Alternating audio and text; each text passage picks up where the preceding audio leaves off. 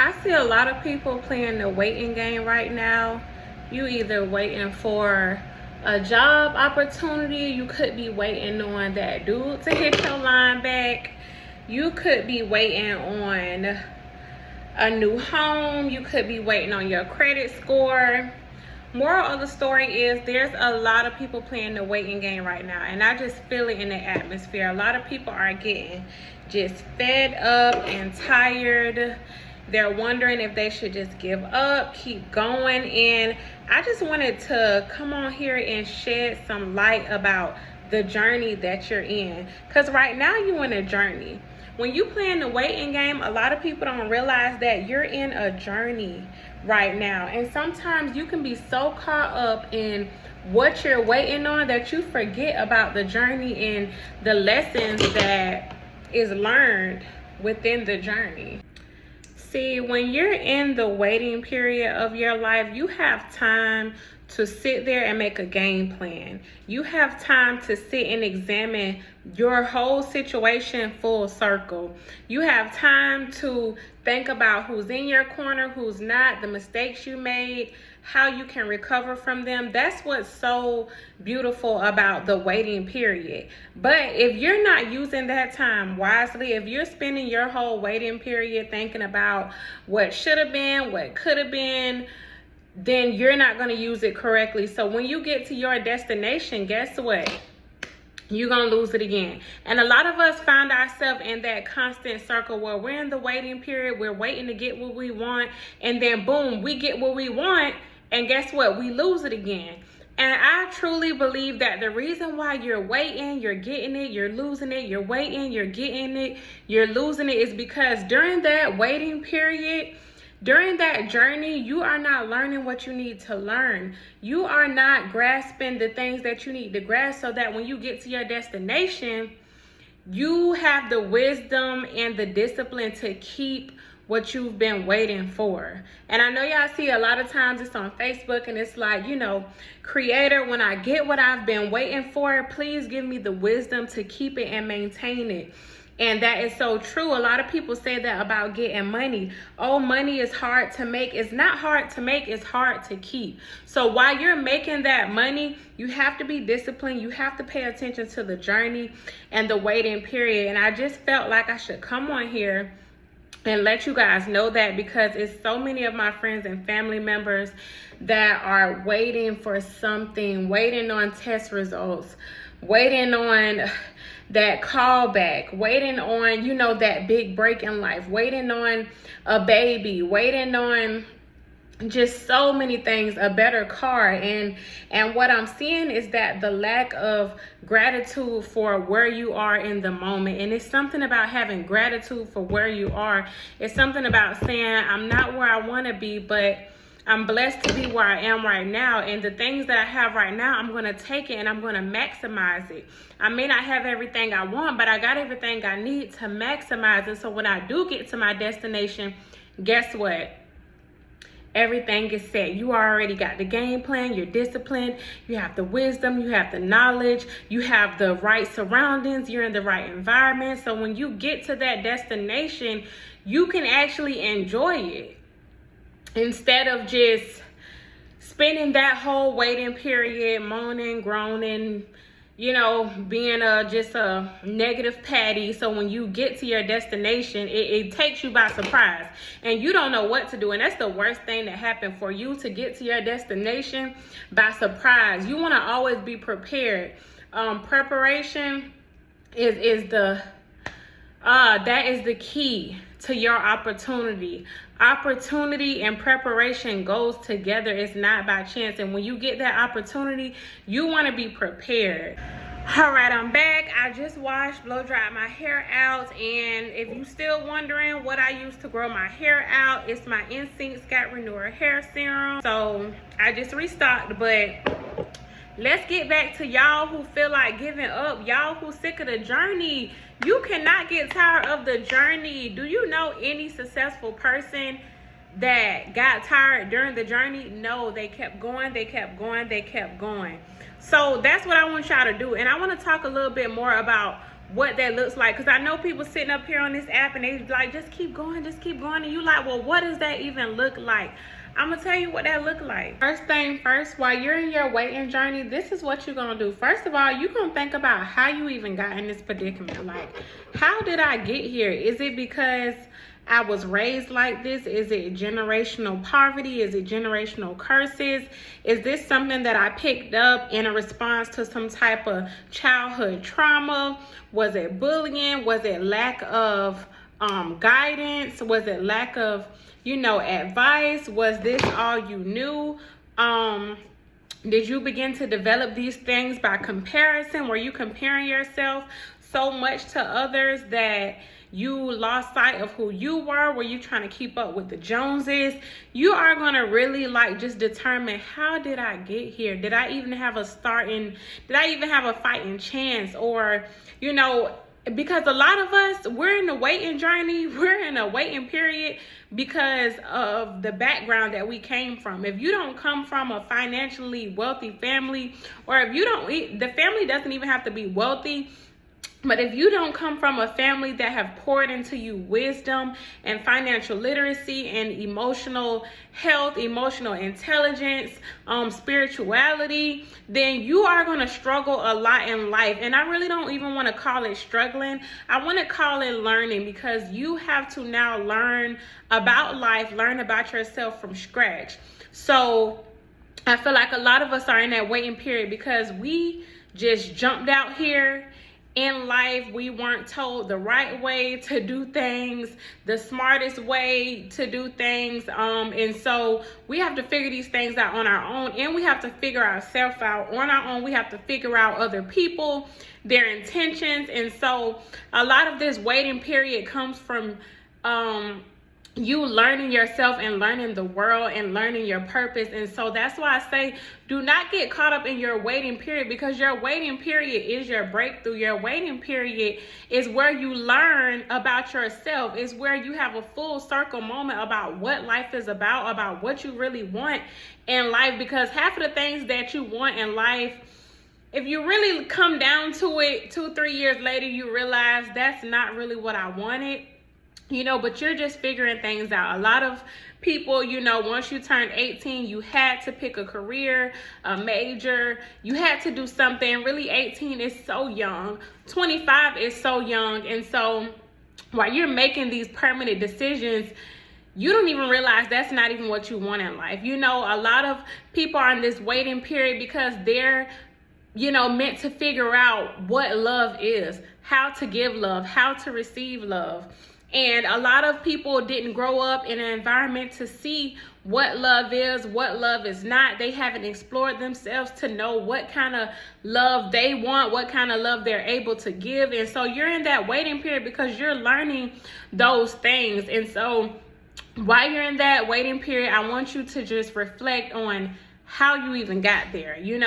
What makes you you?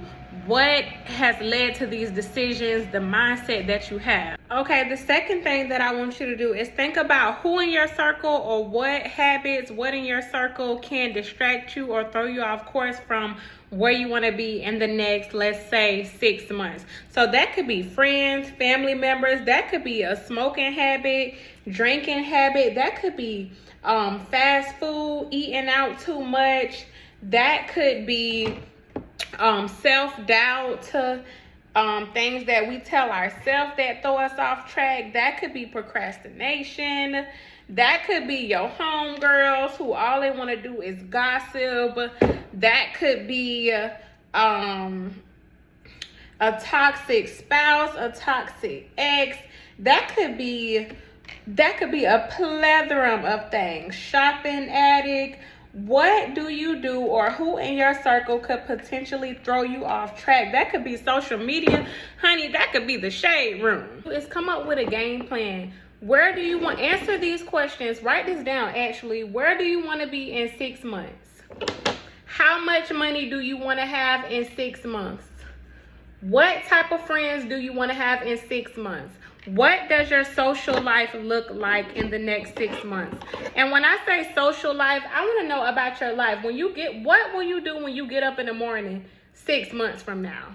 So 6 months from now, I want you to tell me what time you gonna wake up. When you wake up, what do you do when you wake up? Is you about to eat fruit? Is you about to make a smoothie? Is you about to pray and thank the Creator for waking you up? What you about to do? Because you're not about to stroll on your phone. Do not get up on the phone. Do not let somebody call you with gossip. That's the worst way to start your day. So what are you going to do in the next 6 months? What your afternoon is going to look like? When you get to work, what you going to do? When you get off work, what are you going to do? Before you go to sleep, what you going to do? You going to exercise? You going to watch a little TV? You going to read a book? I want to know what your day looks like. And your day, your every day in the next 6 months should include something to obtain your goal. So when I say how much money you want to make in 6 months, how are you going to make that money? Let's break it down. Let's say you want $3,000 in 6 months. Okay, how much are you going to put up every week, every 2 weeks when you get paid? Or do you have a side hustle in addition? How are you going to put that money up? That's what we're going to talk about. What do you need to sell? What do you need to do? How much do you need to sell each item in order for you to hit that goal? If it's something spiritually, how many times, how long do you need to meditate? How many times you need to meditate throughout the day, throughout the week in order to reach your spiritual goal?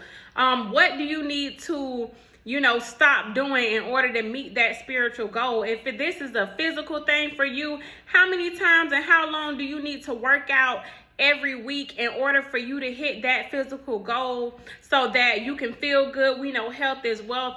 Those are some of the things that I want you to write down, because what I've learned is if you don't write it down, you don't have anything, y'all. And I'm not just saying this. This is key to obtaining your goals, success in life. Write it down. So I want you to write these things down, okay?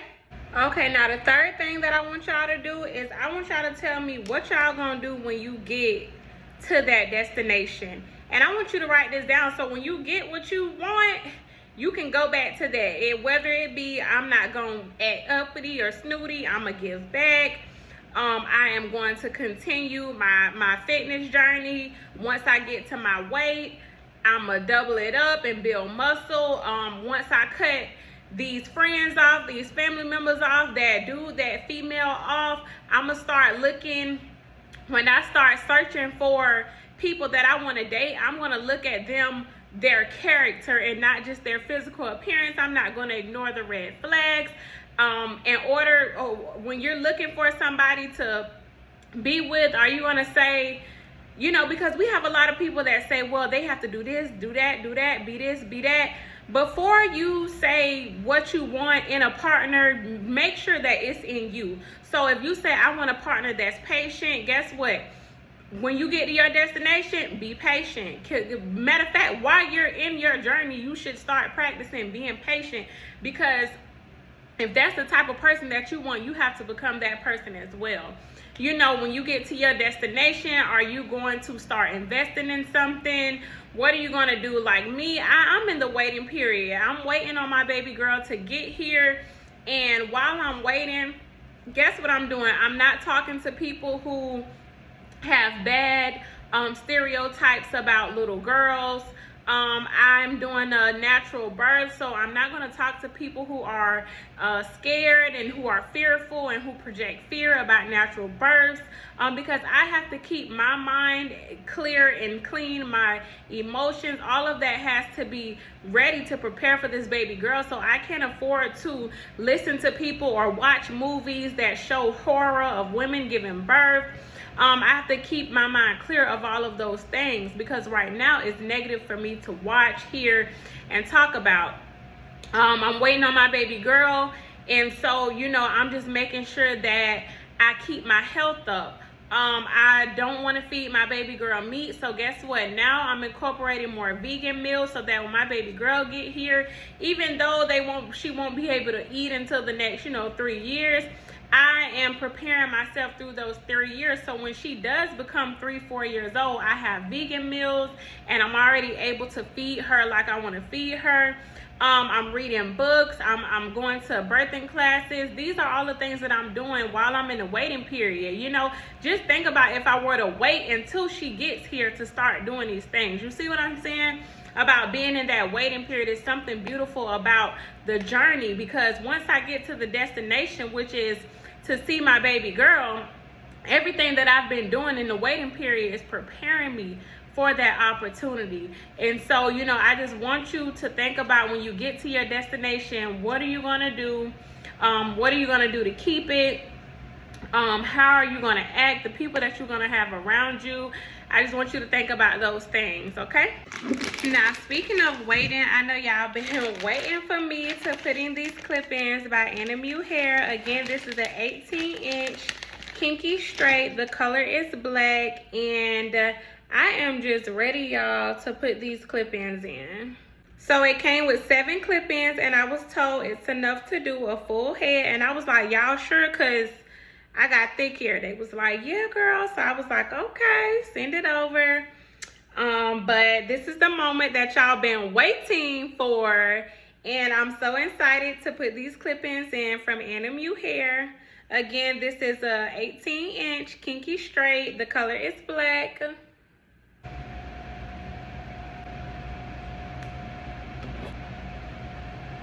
Okay, y'all, this is how it looks. No filter. This is NMU Hair.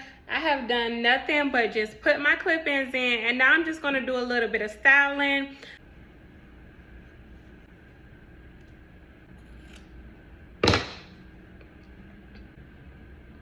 Curl this hair just to see what it do. And as you can see, the clip-ins are not coming out. They holding on strong. Yes, like these curls are beautiful. And this is human hair, so you can see I have my flat irons on 450, y'all, and they are not budging. The hair is not frizzing, it's not melting, no nothing. Yes. And as I really play with this hair, I realize I don't need 2 full bundles. I really just need like maybe a bundle and a half.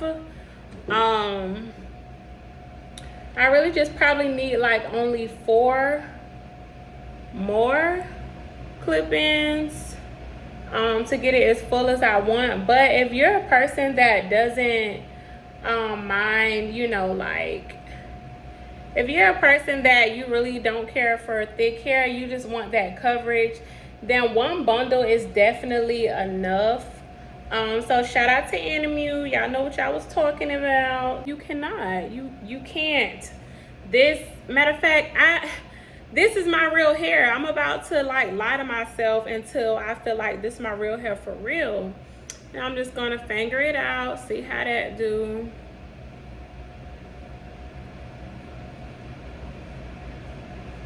Oh my gosh, y'all.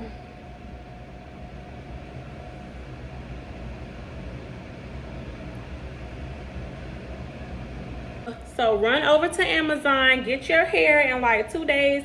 I think it came in 2 days, y'all. Run over to Amazon. I'm going to put their link at the end of this video, and yeah.